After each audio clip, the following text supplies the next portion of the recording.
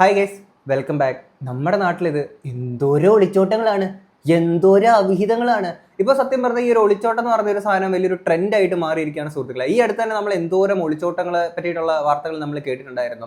പണ്ട് ടിക്ടോക്ക് ഉള്ള സമയത്തായിരുന്നു മറ്റേ എള്ളോളം തരി ഗോൾഡ് തിന തനി തഞ്ചാവൂര് സരി തിന എന്ന് പറഞ്ഞ പാട്ടിട്ടിട്ടായിരുന്നു ഈ കുട്ടിക്കല്യാണമൊക്കെ നമ്മൾ കണ്ടിട്ടുണ്ടായിരുന്നത്. അത് ആ സമയത്തെ ട്രെൻഡായിരുന്നു. ഇപ്പം അത് മാറിയിട്ട് ഇപ്പം അടുത്തൊരു ട്രെൻഡായിട്ടിരിക്കുകയാണ്. അതായത് ഈ ഒളിച്ചോട്ടം എന്ന് പറയുന്ന അടുത്തൊരു സാധനം. ഇടയ്ക്കൊരു ഡിവോഴ്സ് കേസുകളായിരുന്നു ട്രെൻഡായിട്ടുണ്ടായിരുന്നത്. ഇപ്പം അടുത്ത മാറിയിട്ട് ഇത് ട്രെൻഡായി. ഇത് ട്രെൻഡിങ് ആവുക എന്ന് പറയുന്നത് ഇത് നാട്ടിൽ നടക്കാത്ത സംഭവമൊന്നുമല്ല. ഈ സംഭവങ്ങളൊക്കെ തന്നെ നേരെ പബ്ലിക്കിലോട്ട് എത്തിയിട്ടാണ് ഗൈസ്. ഈ സംഭവങ്ങൾ ഭയങ്കരമായിട്ട് എസ്കലേറ്റ് ആവുന്നു. അറിയാത്ത ആൾക്കാർ പോലും അവരിലോട്ടും എത്തുന്നു. പാൻ ഇന്ത്യൻ ലെവലിൽ വരെ പല ആളുകളുടെ ഒളിച്ചോട്ടങ്ങൾ എത്തുന്നു. ആ രീതിയിലോട്ടൊക്കെ കാര്യങ്ങൾ മാറിയിരിക്കുകയാണ് സുഹൃത്തുക്കളെ. ഞാനിവിടെ സൈഡിലോട്ടൊരു പ്രൊഫൈൽ കൊടുക്കാം. ശില്പ ഡ്രീം ക്യാച്ചർ എന്നാണ് പുള്ളിക്കാരുടെ പ്രൊഫൈല്. സത്യം പറഞ്ഞാൽ പുള്ളിക്കാരിക്ക് ഇടേണ്ടുന്ന പ്രൊഫൈലിന്റെ നെയിം ശില്പ ഡ്രീം ക്യാച്ചർ എന്നുള്ളതല്ല, ശില്പ ദ ഒളിച്ചോട്ടം ക്യാച്ചർ. മറ്റാരുടെ അല്ല ഒളിച്ചോട്ടം പുള്ളിക്കാരി കണ്ടെത്തുന്നത് സ്വന്തം ഭർത്താവിന്റെ തന്നെയാണ്. എന്തോരം ഭർത്താവിന്റെ അവധികൾ പുള്ളിക്കാരി കണ്ടെത്തി എന്നുള്ളത്. പുള്ളിക്കാരി തന്നെ തന്റെ വീഡിയോക്കകത്ത് വന്ന് പറയുന്നുണ്ടായിരുന്നു, ഈ ആളുടെ പേര് വിഷ്ണു എന്നാണ്. വിഷ്ണു ഇങ്ങനെ ഒരു പഞ്ചായത്ത് വൈപ്പാണെന്നുള്ള ഇതിലാണ് പുള്ളിക്കാരി വന്ന് സംസാരിക്കുന്നത്. എന്താണെങ്കിലും പുള്ളിക്കാരി ഇട്ടേക്കുന്ന ഒരു വീഡിയോ നമുക്കൊന്ന് കാണാം. ഇങ്ങനെ കുറെ സംഭവങ്ങൾ പുള്ളിക്കാരി പൊക്കിയിട്ടുള്ളതാണ്. പിന്നെ സഹിച്ച് ക്ഷമിച്ചൊക്കെ നിന്നെയാണ്. അങ്ങോട്ടും ഇങ്ങോട്ട് അടിമഴക്കും കാര്യങ്ങളൊക്കെ ഉണ്ടാവാറുള്ളതാണ്. അവസാനം ഇങ്ങനെ അടുത്തൊരാളെ വീട്ടിൽ വിളിച്ച് താമസിപ്പിക്കുകയും പിന്നെ പോലീസ് സ്റ്റേഷനിൽ പോയി കേസാവുകയും നാട്ടുകാർ പൊക്കി അങ്ങനെ കുറച്ച് വള്ളിക്കെട്ട് കാര്യങ്ങളൊക്കെ. പിന്നെ ആദ്യം തന്നെ പറയാം, നിങ്ങൾക്ക് വെറുതെ കളയാൻ സമയമുണ്ടെങ്കിൽ മാത്രം കാണേണ്ടുന്നൊരു വീഡിയോ ആണ്. നിങ്ങൾക്ക് ഈ വീഡിയോ കണ്ടതുകൊണ്ടിട്ട് നിങ്ങൾക്ക് പ്രത്യേകിച്ച് ഒരു ഇൻഫർമേഷനും കിട്ടാൻ പോകുന്നില്ല. വെറുതെ കളയാൻ സമയമുണ്ടെങ്കിൽ മാത്രം നിങ്ങൾ കണ്ടാൽ മതി. വീഡിയോ എടുക്കാനുള്ള റൈറ്റ്സ് ഉണ്ട്, ഞാൻ എടുക്കും. വീഡിയോ എടുക്കും, അവളുടെ വീഡിയോ ഞാൻ എടുക്കും. ഈ നിൽക്കുന്ന നാറിയുടെ കൂടെയാണ് മൂന്നോ രണ്ടോ പിള്ളേരെങ്ങാണ്ടുണ്ട് ഇവക്ക്. അതുങ്ങളെയും കളഞ്ഞ് കെട്ടിയോനെയും കളഞ്ഞേച്ച് ഇവള് ഇറങ്ങി വന്നേക്കാം. അത് വലിയൊരു അച്ചീവ്മെന്റ് ആണ്. കാര്യം 3-4 മക്കളുള്ള ആ ഒരു ലേഡി സ്വന്തം ഭർത്താവിനെയും മക്കളെയും കളഞ്ഞിട്ട് ഈ പറയുന്ന വിഷ്ണുവിന്റെ ഒപ്പം ഇറങ്ങി വന്നിരിക്കുക എന്ന് പറയുന്നത് വലിയൊരു അച്ചീവ്മെന്റ് തന്നെയാണ്. വീഡിയോ എടുക്കട്ടെ, ഇവളുടെ വീഡിയോ എടുക്കട്ടെ. ഇവൾ എന്നെ ഞാൻ പണിയെടുത്ത കാശ് ഇവള് കുറെ തിന്നതാ. ഞാൻ പണിയെടുത്ത കാശ്. എന്റെ അനുഭവത്തിൽ നിന്ന് പറയാം, ചുക്കിനും ചുണ്ണാമ്പിനും കൊള്ളത്തില്ലാത്തൊരു പോലീസ് സ്റ്റേഷൻ, കുറെ പോലീസുകാരും. കുറച്ചുകൂടെ കെട്ടടി, കണ്ണ് കാണാടി നിന്റെ. ആ ഒളിച്ചു നിക്ക്. ആ ഞങ്ങൾ പരാതി കൊടുക്കാൻ വന്നവരാ. ഇറങ്ങടി. ഇനി ആ പുള്ളിനെ കൂടെ പിടി. എന്റെ കെട്ടിയാനെ പിടിച്ചത് പോരാ. കിട്ടിയ അടി ഓർമ്മയുണ്ടെങ്കിൽ നീ എരുമേലിക്ക് വന്നേ. മക്കളെയും കെട്ടിയോനെയും കളഞ്ഞ് ഇവൾ ഇന്ന് ഇവന്റെ കൂടെ വന്നിട്ടുണ്ട്. ഇവള് നാളെ വേറെ അവന്റെയും കൂടെ ചാടിപ്പോവും. എരുമേലി പോലീസുകാരുടെ അവിടുത്തെ പോലീസ് സ്റ്റേഷനിലെ ഉദ്യോഗസ്ഥരുടെ സംസാരം കേട്ടാൽ ഞാൻ എവിടെ ഒളിച്ചോടിപ്പോയി എന്നെ പിടിച്ചോണ്ട് വന്ന പോലത്തെ സംസാരമാണ്. ഇത് നേരെ പോലീസ് സ്റ്റേഷനിൽ പുള്ളിക്കാരി പോയിട്ട് എടുത്ത് വിഷ്വൽസ് കാര്യങ്ങളെ പുള്ളിക്കാരുടെ ഫോട്ടോ സഹിതം എടുത്ത് പുറത്തു വിട്ടിട്ടുണ്ടായിരുന്നു. എടാ, ഇവറ്റകൾക്ക് സ്വന്തമായിട്ട് മക്കളും ഭർത്താവും ഉണ്ടായിട്ട് എനിക്ക് മനസ്സിലാവണില്ല ഇത് എന്തുവരെ സൈക്കോളാണെന്ന് ഇവറ്റകളൊക്കെ. എന്നിട്ട് ഈ പെൺപിള്ളേനെ വീട്ടുകാർ കാണുന്നില്ല എന്ന് പറഞ്ഞ മിസ്സിംഗ് കേസ് വരെ കൊടുത്തേക്കാണ്. എന്തോ സംഭവം എന്താ ഇവരത്? ഈ ഒരു ലേഡിയും അതായത് ശില്പ ഡ്രീം കേസർ പുള്ളിക്കാരുടെ ഹസ്ബൻഡായിട്ടുള്ള ആ ഒരു വ്യക്തിയും കൂടെ ഇപ്പോൾ ഒരു വാടക വീട് എടുത്താണ് താമസിക്കുന്നത്. ഇവർ തമ്മിൽ അങ്ങോട്ടും ഇങ്ങോട്ടും അടി വഴക്കുണ്ടാകുന്ന സമയത്തേക്ക് ഇങ്ങേരാണെങ്കിൽ ഇങ്ങേരുടെ സ്വന്തം വീടുണ്ട്, അപ്പുറത്തെങ്ങാണ്ടുണ്ട്, അങ്ങോട്ടേക്ക് പോകും. ആ പോയ സമയത്തേക്ക് ഒരാഴ്ചയോളം പുള്ളിക്കാരെ ഇവിടെ കൊണ്ടുവന്ന് താമസിപ്പിച്ചേക്കായിരുന്നു. അങ്ങനെ ഈ പുള്ളിക്കാരി സാധനങ്ങൾ വാങ്ങാനെ കൊണ്ട് പുറത്തോട്ടിറങ്ങിയ സമയത്തേക്ക് നാട്ടുകാർ ചോദിച്ചപ്പോൾ പറയാണ് ഞാൻ വിഷ്ണുവിന്റെ ഭാര്യയാണെന്ന്, ഏട്ടായിയുടെ കാന്താരിയാണെന്ന് പറഞ്ഞ് നാട്ടുകാർ ചോദിച്ചു. ഞങ്ങൾക്ക് ഒറ്റരാളെ അറിയത്തുള്ളൂ, ശില്പ എന്ന് പറയുന്ന പുള്ളിക്കാരിനെ മാത്രമേ അറിയത്തുള്ളൂ, പിന്നെ നീ ഏത് കൊച്ചേന്ന് ചോദിച്ചു. അങ്ങനെയാണ് സംഭവം തൂക്കുന്നത്. ഇനി ഇത് കഴിഞ്ഞ് രണ്ടാമത് പുള്ളിക്കാരി ഒരു വീഡിയോ കൂടെ ഇട്ടിട്ടുണ്ട്, നമുക്ക് അതോടെ കാണാം. ഇന്നലെ ഞാനിട്ട് വീഡിയോയുമായിട്ട് സംബന്ധിച്ച് കുറച്ച് പേർക്കൊന്നും ക്ലാരിറ്റി കിട്ടിയിട്ടില്ല എന്ന് എനിക്ക് മനസ്സിലായി. എന്താണെന്ന് വെച്ചാൽ വിഷ്ണു എന്ന് പറയുന്ന എൻ്റെ ഭർത്താവ് കാഞ്ഞിരപ്പള്ളിയിലുള്ള ഒരുത്തിയെ വിളിച്ചുകൊണ്ട് വന്ന് 7 ദിവസമായിട്ട് ഞാൻ വിഷ്ണു പിള്ളേരും വേറെ വാടകയ്ക്കായിരുന്നു താമസിച്ചുകൊണ്ടിരുന്നത്. ഇവിടുന്ന് ഒരു 2 കിലോമീറ്റർ മാറി വിഷ്ണുവിന്റെ സ്വന്തം വീട്. ആ വീട്ടിൽ അവർ അച്ഛനോ അമ്മയോ ആരും ഉണ്ടായിരുന്നില്ല. അച്ഛൻ എവിടെയോ താമസിച്ചു പോയി.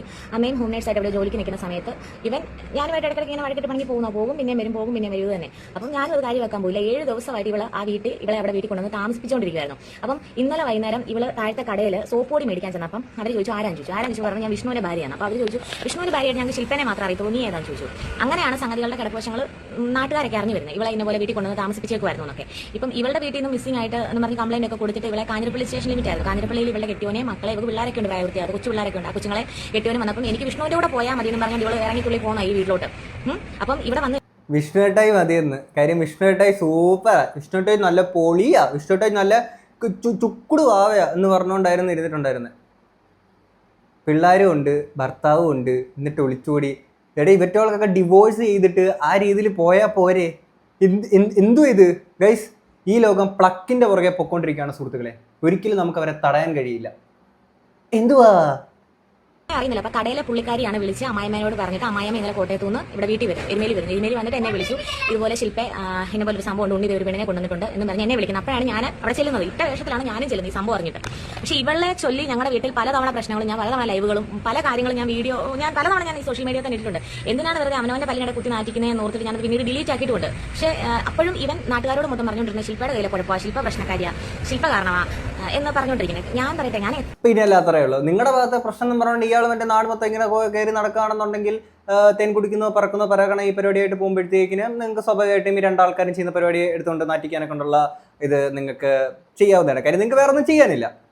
പറഞ്ഞോണ്ട് ഞാൻ എത്ര കേസുകളാണ് പിടിക്കുന്നത്. ഇവൾ ഒരിക്കൽ തന്നെ അല്ല എന്റെ കെട്ടിയവൻ നല്ലവനാണെന്ന് ഞാൻ പറയത്തില്ല. കാരണം ഇവൻ ഒരു കേസല്ല, ഇവൻ ഒരുപാട് കേസുകൾ അങ്ങനെ കഴിഞ്ഞപ്പോൾ എനിക്ക് പേടിയായി. കാരണം ഭാര്യ എന്ന നിലയിൽ ചിലർ പറയുന്നുണ്ട് നീ ഭാര്യയായിട്ട് നീ കഞ്ഞിയും കറി വെച്ച് കൊടുക്കാതെ ഫോണിൽ നോക്കി റീൽസും ചെയ്തുകൊണ്ടിരിക്കുന്നതാണ്. ഞാൻ വീട്ടിൽ ഫോണും നോക്കുന്നുണ്ട്, കഞ്ഞിയും കറി വെക്കുന്നുണ്ട്, കൊച്ചുങ്ങളുടെ കാര്യം നോക്കുന്നുണ്ട്. എരുമേലി വന്ന് തിരക്കിയാൽ അറിയാം. കാരണം ഞാൻ അതുപോലെയാണ്, എന്റെ ഫാമിലി ഞാൻ കൊണ്ടുപോകുന്ന അതുപോലെയാണ്.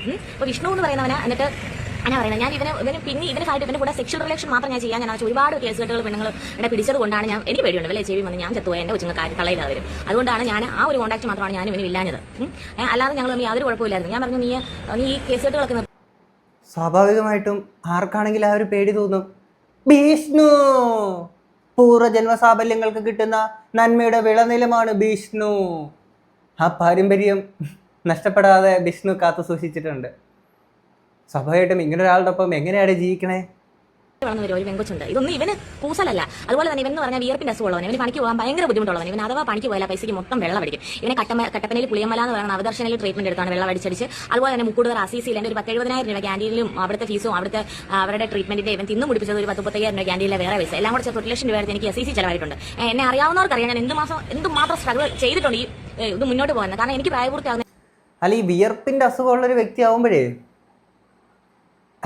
ഹൗ ദിസ് തേൻ കുടിക്കുന്നു പറക്കണം ചിറക് വിടർത്തി ചിറകിട്ടടിക്കണം, അങ്ങനെ പറന്ന് പോകണം. അപ്പോൾ വിയർക്കില്ലേ?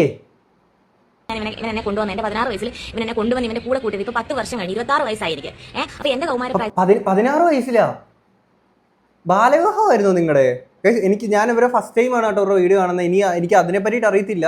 ബാലവിവാഹമായിരുന്നു നിങ്ങളുടെ, അതോ ഇനി ആ ടൈമിൽ നിങ്ങൾ പ്രണയിക്കുകയായിരുന്നു? മനസ്സിൽ ഇവനോടുള്ള ആ സ്നേഹം ഇപ്പോഴും എനിക്കുണ്ട്. കാരണം എന്താ പറയുക, ഇവൻ എന്നോട് ചെയ്ത ദ്രോഹങ്ങൾ ഇപ്പൊ ചെയ്തുകൊണ്ടിരിക്കുന്നത് ഇന്നലെ വരെ ചെയ്തത് എന്റെ മൈൻഡിലില്ല. കാരണം പണ്ടത്തെ ഇവൻ എന്റെ മോളെ പിള്ളേരെ പ്രഗ്നന്റ് ആയിരുന്നപ്പോഴും ഇവൻ എന്നെ സ്നേഹിച്ചുകൊണ്ടിരുന്നപ്പോഴും ഇവന്റെ വീട്ടിൽ എന്നെ വിളിച്ചുകൊണ്ട് പോയി ഞങ്ങൾ ഒരുമിച്ച് താമസിച്ചു. ഞങ്ങൾ നല്ല നല്ല മൊമെന്റ്സ് മാത്രമേ എന്റെ ഓർമ്മയിലുള്ളൂ. കാരണം അത് ഭയങ്കര പെയിൻഫുൾ ആയിട്ടുള്ള കാര്യം തന്നെയാണ്. കാര്യം താൻ അത്രത്തോളം സ്നേഹിക്കുന്ന ഒരു വ്യക്തി ഇങ്ങനെ നാട് മൊത്തം ഇങ്ങനെ പറന്ന് നടന്നെന്ന് പറഞ്ഞാൽ പോലും ഉള്ളിൻ്റെ ഉള്ളിൽ എവിടെയൊക്കെയോ ആ ഒരു സ്നേഹം ഇങ്ങനെ ബാക്കി നിൽക്കും. അപ്പോഴും എന്നാ ചെയ്യാനാണ്, ഇങ്ങനൊരു പഞ്ചായത്ത് വൈപ്പിൻ്റെ കൂടെ ഇങ്ങനെയുള്ള ഒരാളാണെന്ന് തിരിച്ചറിയുമ്പോൾ അത് ഭയങ്കര ഡിഫിക്കൽട്ടാണ്, പെയിൻഫുൾ ആയിട്ടുള്ള സിറ്റുവേഷൻ ആണ്. അത് ഒരു ട്രോമ പോലെ എന്റെ മനസ്സിൽ കിടക്കും. ആ ഒരു സാധനം എന്റെ ഉള്ളിൽ നിന്ന് പോയി കഴിഞ്ഞാലുണ്ടല്ലോ പിന്നെ എനിക്ക് ഒരു കോപ്പുമല്ല. എനിക്ക് ആരെ ഒന്നും കാണിക്കാനില്ല. ഞാൻ പറഞ്ഞു തന്നെ ഇവന് വിയർപ്പിന്റെ അസുഖമുള്ളവനാണ്. ഇവന് വിയർപ്പിന്റെ അസുഖമുള്ളവൻ ഇവൻ കൂലിപ്പണി എടുക്കുമ്പോൾ വിയർക്കണ്ടല്ലോ നോക്കി ഞാൻ എന്റെ ഉള്ള സേവിങ്സ് വെച്ച് ഒരു ഓട്ടോ മേടിച്ചു കൊടുത്തു. ആ ഓട്ടോ ഓടാൻ പോകാതെ ഇവൻ രാവിലെ കാഞ്ഞിരപ്പള്ളിക്ക് പോയി ഇവളെ കൊണ്ട് കറക്കാവാ. എന്നിട്ട് വണ്ടിക്ക് അത് പണിയാ ഇത് പണിയാ, വണ്ടിയുടെ ഫ്രണ്ട് പോയി, വണ്ടിയുടെ സകലം പോയി എന്ന് പറഞ്ഞ് വണ്ടിയുടെ ഫ്രണ്ട് പോയതോ? പുള്ളി എനിക്ക് തോന്നുന്നു ചിലപ്പം പുള്ളി ഓവർ ടൈം വർക്ക് എടുത്താണ്, അതായിരിക്കും വണ്ടിയുടെ ഫ്രണ്ട് സൈഡ് പോയിട്ടുണ്ടാവുക. അപ്പം അതൊക്കെ ഒന്ന് സൂക്ഷിച്ചൊക്കെ ഓടിക്കണം വിഷ്ണു. ഇട്ട് തരിക, ക്യാഷ് മേടിക്കുക. ഞാൻ ഇവനെ ഡിലീറ്റ് ചെയ്ത് ബ്ലോക്ക് ചെയ്ത് പോയതുകൊണ്ട് അല്ലെങ്കിൽ ഞാൻ എന്റെ ഇവനുമായിട്ടുള്ള ചാറ്റ് കാണിച്ചേനെ. ഞങ്ങൾ തമ്മിലുള്ള ചാറ്റ് എന്ന് പറഞ്ഞാൽ ഇവൻ ഇങ്ങോട്ട് QR കോഡ് ഇടും, കണ്ട കടകളിലോട്ടൊക്കെ ഞാൻ പൈസ അയച്ചു കൊടുക്കും. ഇത് തന്നെയായിരുന്നു പരിപാടി. കുറേ പൈസ അവളെ കൊണ്ടുപോയി തിന്നിട്ടുണ്ട്. അവളെ ഞാൻ ഒരു പക്ഷേ ബോഡി ഷെയിം ചെയ്യുന്നതല്ല. കാരണം എന്നെ സംബന്ധിച്ച് അവൻ എന്നിലും നല്ലതായിട്ട് അവളിൽ എന്തെങ്കിലും കണ്ടു കാണും. കാരണം വേലി ചാടിയ പശു കോലുകൊണ്ടേ തീരുവോളെന്ന് ഞാൻ പറഞ്ഞു കേട്ടിട്ടുണ്ട്. ഇവൻ ഇത് ഇന്നും ഇന്നലെ തുടങ്ങിയ കേസല്ല. ഒരു പെണ്ണുമായി ഈ ഇവളുമായിട്ടുള്ള റിലേഷനും അല്ല. ഇതിന് മുന്നേ ഇവന്റെ സ്വന്തം അപ്പച്ചയുടെ മോളുമായിട്ട് ഒരു റിലേഷൻ ഉണ്ടായിരുന്നു. അത് കൂടെ കിടക്കുന്ന ഞങ്ങളുടെ വീഡിയോ സോഷ്യൽ മീഡിയ ഇട്ട. അതിന് മുന്നേ തന്നെ കരികിൽമൂഴിലുള്ള ഒരു പുള്ളിയുടെ, ഞാൻ പേര് എടുത്ത് പറയുന്നില്ല, അവിടെ ഉള്ള ഒരു വ്യക്തിയുടെ ഒരു സ്ഥാപനം നടന്നത് സകലകല വല്ലഭൻ തനി രാവണൻ 10 തലയാ വിഷ്ണു. അവളുമായിട്ട് വിച്ചുചര കല്യാണം കഴിച്ചിട്ട് അവളുമായിട്ട് ഇതുപോലെ സെറ്റപ്പ് ആയിരുന്നു. ഞാൻ അവിടെ വീട്ടിൽ ഇതുപോലെ ബഹളം ഉണ്ടാക്കി. ഞാൻ എത്ര പെണ്ണുങ്ങളുടെ വീട്ടിൽ ചെന്നാൽ ഞാൻ ബഹളം ഉണ്ടാക്കുന്നത്. ഞാൻ എന്തായാലും ഈരാറ്റുപേട്ടയിലുള്ള ഒരുത്തിണ്ടായിരുന്നു ദേവിക ബിജു എന്ന് പറയുന്നത്, അവളുടെ കേസ് കിട്ടി ഞാൻ പിടിച്ചു. അതുപോലെ തന്നെ മണിമേനയിലുള്ള മീനു എന്ന് പറയുന്ന ഒരു കേസ് കിട്ടി ഞാൻ പിടിച്ചു. തിരുവല്ലയിലുള്ള 5 മക്കളുള്ള ഒരുത്തി, ഒരു 5 എന്ന് പറയുന്നത് ഐക്കില്ലർ എന്ന് പറയുന്നത്. ഞാൻ എന്തൊരു കേസുകളാണ്. ഐക്കില്ലറാ? ഇതാണോ മറ്റേ ഐക്കില്ലർ 5 റൈഡർ കണ വിഷ്ണു? ഞാൻ പറഞ്ഞല്ലേ സകലകല വല്ലഭൻ എവിടൊക്കെയാ എന്തൊക്കെയാ? അല്ല ഞാൻ അല്ലെങ്കിൽ നീ പോകുന്ന പെണ്ണുകൾ പോകുന്നവരെ പറ്റിയിട്ട് പറയേണ്ട കാര്യമില്ല. കാര്യം ഓൾറെഡി മക്കളും ഭർത്താവും ഒക്കെ ഉള്ള ആൾക്കാരാ പോകുന്നത്. എല്ലാ എണ്ണവും കണക്കാ. ഞാൻ ഇതൊന്നും പറയാതിരിക്കുമ്പോൾ ഇതൊന്നും ഞാൻ പുറത്തോട്ട് പറയുന്നില്ല. അപ്പൊ ശില്പ മോശക്കാരി. പിന്നെ ഞാൻ വഴക്കും ബഹളം വെക്കുമ്പോൾ എനിക്ക് സൗണ്ട് ഇച്ചിരി കൂടും. അപ്പൊ ഞാൻ ബഹളക്കാരി, ഞാൻ പ്രശ്നക്കാരി. ഞാൻ എന്തെങ്കിലും ദേഷ്യപ്പെടുമ്പോൾ എനിക്ക് സൗണ്ട് പുറത്തോട്ട് വരുമ്പോൾ ഞാൻ ഇവിടുത്തെ വലിയ വിഷയക്കാരി. നിങ്ങളിതൊന്നും അറിയുന്നില്ല. എന്നിട്ട് ഞാൻ ആ ഓട്ടോ മേടിച്ചു കൊടുത്ത ഓട്ടോ ഇവ 3 തവണ കൊണ്ട് ഇടിപ്പിച്ചു. 3 തവണ. ഒരു പ്രാവശ്യം തിരുവാമൂഴിയിൽ ഒരു പമ്പിന്റെ ഓപ്പോസിറ്റ് പോസ്റ്റേ കൊണ്ട് ഇടിപ്പിച്ചു. ഈ വണ്ടി ഇടിപ്പിച്ച ആ വണ്ടി ഇടിച്ചാകാതെ ഇങ്ങനെ പുകരി കിടന്ന ഫോൺ കാണാതെ പോയി. പിറ്റേ ദിവസം തന്നെ ഞാൻ ഇവന് ഫോൺ മേടിച്ചു കൊടുത്തു. എല്ലാം എന്നെ പറഞ്ഞാൽ മതിയല്ലോ, എന്നെ പറഞ്ഞാൽ മതി. അതുപോലെ രണ്ടാമത്തെ പ്രാവശ്യം കരിങ്കൽമൂഴിയിൽ ഒരു സൂര്യബാർബർ എന്ന് പറഞ്ഞ മുടിവെട്ടുകാരെ ഉണ്ട്. അതിന് ഇപ്പുറത്ത് ഒരു കടയിലോട്ട് ഇവൻ ബായിക്ക് കൊണ്ട് കയറ്റി അങ്ങ് ഇടിച്ചു കൊടുത്തു. അവരുടെ ഗ്ലാസ് തകർന്നു. അതിന്റെ പൈസ ഞാൻ കൊടുത്തു. 3ാമത്തെ തവണ ഇവൻ എവിടെ കൊണ്ട് ഇടിപ്പിച്ചു. 4ാമത്തെ തവണ ഇടിക്കാനുള്ള ഞാൻ അവസരം കൊടുത്തില്ല. ഞാൻ വണ്ടി തിരിച്ച് എന്നെ കൊണ്ട് ഇടിപ്പിച്ചു. കാരണം കടകളോ സ്ഥാപനങ്ങളോ നശിപ്പിച്ച് എനിക്ക് അതിന് പൈസ കൊടുത്ത് പരിഹരിക്കാൻ പറ്റും. ഒരു മനുഷ്യനെ ഇടിച്ച് കൊന്നാൽ എനിക്ക് ആ മനുഷ്യന്റെ ജീവന് തിരിച്ചു കൊടുക്കാൻ പറ്റും. നിങ്ങൾക്ക് അറിയത്തില്ലാത്ത ഒരുപാട് പ്രശ്നങ്ങളുണ്ട്. സോഷ്യൽ മീഡിയയിൽ നല്ലതും ചീത്തയും പറയുന്നവരുണ്ട്. ശില്പയുടെ കയ്യിരിക്കൊണ്ടാണെന്നോ അല്ലെങ്കിൽ ഒരാളുടെ ഭാഗം വിഷ്ണുവിന്റെ കുഴപ്പം കൊണ്ടല്ല ശില്പ കൊള്ളത്തില്ല അങ്ങനെ എന്നൊക്കെ പറയുന്നവരുണ്ട്. പക്ഷേ എന്റെ ഭാഗം ഞാൻ പറയട്ടെ, നമ്മൾ നീതി തേടി ചെല്ലുന്ന പോലീസുകാർ പോലും അത് മനസ്സിലാക്കുന്നു. അവർക്ക് അതിന്റെ ആവശ്യമില്ലായിരിക്കാം. കാരണം ഇപ്പം അവര് എന്നെ പറഞ്ഞ ഇപ്പൊ സത്യം പറഞ്ഞ എരുമേലി പോലീസ് സ്റ്റേഷനിലെ ആൾക്കാരെന്ന് പറഞ്ഞാൽ എങ്ങോട്ട് പൈസ കൊടുക്കുന്ന അങ്ങോട്ട് ചെയ്യുന്നവരാ. ഉള്ള കാര്യം പറയാമല്ലോ. ആദ്യം പ്രതിയാക്കുന്നവരാ. അവരായിരുന്നു സ്ഥിരം അവിടുത്തെ ബിവറേജിൽ ഓട്ടം പോയിക്കൊണ്ടിരുന്നത്. അപ്പൊ അവനോട് സ്പെഷ്യാലിറ്റി ഉള്ള കുറച്ച് പോലീസുകാരോടുണ്ട്. അവർ അവന്റെ ഭാഗം താങ്ങി സംസാരിക്കത്തുള്ളൂ. ഇന്നലെ ചെന്നപ്പോഴാണെങ്കിൽ പോലും അവരുടെ സംസാരം ഞാൻ എവിടെയോ ഒളിച്ചോടിപ്പോയി എന്നെ പിടിച്ചോണ്ട് വന്നു, എന്നെ എന്റെ കാമുകനെയും കൂടെ എന്നുള്ളൊരു ബേസിലായിരുന്നു സംസാരം മൊത്തം. ഇന്നലെ പ്രൊട്ടക്ട് ചെയ്തത് മൊത്തം അവളെയായിരുന്നു. ആയിക്കോട്ടെ, അവർക്ക് പ്രായപൂർത്തിയായവർ അവനോളെങ്കിൽ അവർ ഒരുമിച്ച് ജീവിച്ചോട്ടെ. എന്റെ കയ്യിൽ നിന്ന് കുറെ കാശ് ഇവ മേടിച്ച് അവർക്ക് കൊടുത്തിട്ടുണ്ട്. ഇവൻ പോയ പോകൻ എന്റെ വണ്ടിക്കകത്ത്, വണ്ടിയുടെ എഞ്ചിൻ എന്റെ ഓട്ടോയ്ക്കകത്ത് മണൽ വാരിയിട്ടു. അതിന്റെ പിസ്റ്റൽ വരെ അടിച്ചു പോയായിരുന്നു. അത് ദേഹത്തിൽ കൊണ്ട് അടിച്ചു നോക്കിയപ്പോൾ അറിയാവോ. കാരണം അങ്ങനെ കുറെ ദ്രോഹങ്ങൾ എന്നോട് ഇവൻ ചെയ്തിട്ടുണ്ട്. 31,000 രൂപ കൊടുത്ത് അതിന്റെ എഞ്ചിൻ മണ്ണ് ഇറക്കിയത്.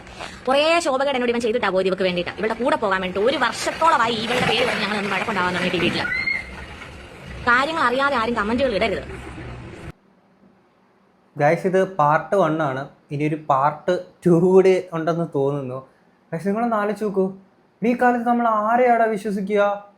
ഒരു റിലേഷൻഷിപ്പിൽ നിന്ന് പോകുന്ന സമയത്തേക്ക് അവന് കാണും ഒരു 4 സൈഡ് ചിക്ക്, അവക്ക് കാണും ഒരു 8 സൈഡ് ചിക്ക്, തൊട്ടിപ്പുറത്ത് ഇവർ തമ്മിൽ മത്സരം. പിന്നെ നിനക്കെട്ടുണ്ടോ എന്നാൽ എനിക്ക് 16 ആക്കാന്ന് പറഞ്ഞ് അങ്ങോട്ടും ഇങ്ങോട്ടും സൈഡ് ചിക്കുകളുടെ കളിയാണ്. ആ കൂട്ടത്തിൽ കല്യാണം കഴിച്ച ആൾക്കാർ അതിൻ്റെ പുറത്ത് അവിഹിതത്തിൻ്റെ പുറത്ത് അവിഹിതം. എന്തുവാ ഇത്? നമ്മൾ ആരെ വിശ്വസിക്കുക? എങ്ങനെ കല്യാണം കഴിക്കും? ഒരു കല്യാണം കഴിക്കുമ്പോഴത്തേക്കിന് പിന്നീട് എല്ലാ ആൾക്കാരും അങ്ങനെയൊന്നും അല്ല കേട്ടോ. പിന്നെ എന്നാലും നമ്മളൊരു അതിശോക്തി പറയില്ല, ആ ഒരു രീതിയിൽ പറയുന്നതാണ് കേട്ടോ. ആരെ ട്രസ്റ്റ് ചെയ്യാൻ ഭയങ്കര ബുദ്ധിമുട്ടാകുന്നു ഗൈസ്. ഭയങ്കര ട്രസ്റ്റ് ഇഷ്യൂസ് ഒക്കെ ഉണ്ടാകുന്ന പോലത്തെ കാര്യങ്ങളാണ് ഇതൊക്കെ കേൾക്കുമ്പോഴത്തേക്കിന്. എന്തോരം കാര്യങ്ങളൊക്കെയാണ്. ഇനി എനിക്കിവിടെ മറ്റു ചില കാര്യങ്ങളിലൂടെ പറയാനുണ്ട്. ഇതും മറ്റൊരു അവിഹിത ഒളിച്ചോട്ടത്തിൻ്റെ കഥയാണ്. ഈ സംഭവത്തെ പറ്റിയിട്ട് സോഷ്യൽ മീഡിയയിലെ ചില സോക്കോൾഡ് നന്മയോളികൾ എവിടെയും സംസാരിച്ച് കേട്ടില്ല. ഈ അടുത്ത് അഖിലന്നാർണയുടെ സംഭവം ഉണ്ടായപ്പോഴത്തേക്കിന് പലരുടെയും ഈ സോക്കോൾഡ് നന്മയോളികൾ ഉണർന്നേക്കുന്ന സംഭവങ്ങൾ നിങ്ങൾ കണ്ടിട്ടുണ്ടായിരിക്കും. ഇതും അതുപോലെയുള്ളൊരു അവിഹിത ഒളിച്ചോട്ടത്തിൻ്റെ സംഭവമാണ്. എന്തുകൊണ്ടാണ് ഈ ഒരു വിഷയത്തിൽ വന്നിട്ട് ആൾക്കാരൊന്നും പറയണില്ല? പുള്ളിക്കാരുടെ അടുത്ത് ആരും പോയി പറയണില്ല, അല്ലെങ്കിൽ പുള്ളിക്കാരുടെ വീഡിയോനെ റിയാക്ട് ചെയ്ത് ആരും പറയുന്നില്ല, ഇതൊക്കെ എടുത്ത് പറയേണ്ട കാര്യമുണ്ട്. പല ആൾക്കാരും എന്തുകൊണ്ട് പറയുന്നില്ല? ഇനി നിങ്ങൾ ചിന്തിക്കേണ്ടുന്ന ചില സാധനങ്ങളുണ്ട്. എന്തായിരുന്നു സോഷ്യൽ മീഡിയയിൽ റീച്ച് സെൻസേഷൻ ആവുന്ന വിഷയങ്ങളിൽ റീച്ച് എന്ന് പറയുന്ന വ്യൂവർഷിപ്പ് എന്ന് വിചാരിച്ചിട്ട് തന്നെയാണ് ഈ പറഞ്ഞ സോക്കോൾഡ് നന്മയോളികളും വന്നിട്ടുള്ളത്. അവർക്ക് ഈ ഒരു വിഷയത്തെ പറ്റിയിട്ട് സംസാരിച്ച് അത്യാവശ്യം വ്യൂവർഷിപ്പ് ഉണ്ടാവണം, കുറച്ച് നന്മയോളി ഇമേജ് കാര്യങ്ങൾ കിട്ടണം എന്നുള്ള വിചാരിച്ച്, എന്നാൽ അവരുടെ മീൻസ് അവർക്ക് ഈ സംഭവം തന്നെ എടുത്ത് പറയാൻ ചെയ്തത്, പക്ഷേ ഇതിനെപ്പറ്റി പറഞ്ഞ ആൾക്കാരെ പറ്റിയിട്ട് പറയാം. മീൻസ് അവർ സംസാരിക്കുന്നത് സെയിം വിഷയം തന്നെയാണ്. ഞാൻ ആ ഒരു വീഡിയോ ചെയ്ത സമയത്ത് ഞാൻ പറഞ്ഞിരിക്കുന്ന കാര്യം ഉണ്ടായിരുന്നു, നമ്മൾ ആദ്യമായിട്ട് കാണുന്നൊരു സംഭവമല്ല, എത്രയോ ഒളിച്ചോട്ടം സംഭവങ്ങളൊക്കെ നമ്മൾ സോഷ്യൽ മീഡിയയിലൂടെ കാണുന്നതാണ്. അതുപോലുള്ളൊരു സംഭവം തന്നെയായിരുന്നു. പക്ഷെ അതിന് കുറച്ചുകൂടെ സെൻസേഷനായി പാൻ ഇന്ത്യൻ ലെവലിലോട്ട് തന്നെ ആൾക്കാർ അത്രയും നോർത്തിലോട്ട് തന്നെ അത്രയും ഭയങ്കര വ്യൂവർഷിപ്പ് കാര്യങ്ങളൊക്കെ ഇവരുടെ വിഷയങ്ങൾ അങ്ങോട്ടേക്ക് പല ആൾക്കാരും വീഡിയോ ചെയ്ത് കാര്യങ്ങളൊക്കെ പോയിട്ടുണ്ടായിരുന്നു. അപ്പോൾ അത്രയും ഇതായിരിക്കുന്നൊരു സംഭവമാണ്. അപ്പോൾ ഇതിനകത്ത് അത്രയും ഈ പറയുന്ന ഒരു അൽഗോരിതം ട്രിഗർ ചെയ്യുന്നൊരു സംഭവം ആയതുകൊണ്ടാണ് ഈ പറഞ്ഞ സോക്കോൾഡ് നന്മയോളികളെ നമ്മളവിടെ കണ്ടിട്ടുണ്ടായിരുന്നത്. അതിനകത്ത് എൻ്റെ ഈ പറയുന്ന ഇത്തരം ഈ ഒരു വിഷയത്തിൽ ആരെയും സംസാരിച്ചാൽ ഇതൊരു ഒളിച്ചോട്ട പബ്ലിക്കിൽ വന്നേക്കുന്ന ഈ വീഡിയോയ്ക്ക് തന്നെ മില്യൺ റീച്ച് ഉണ്ട്.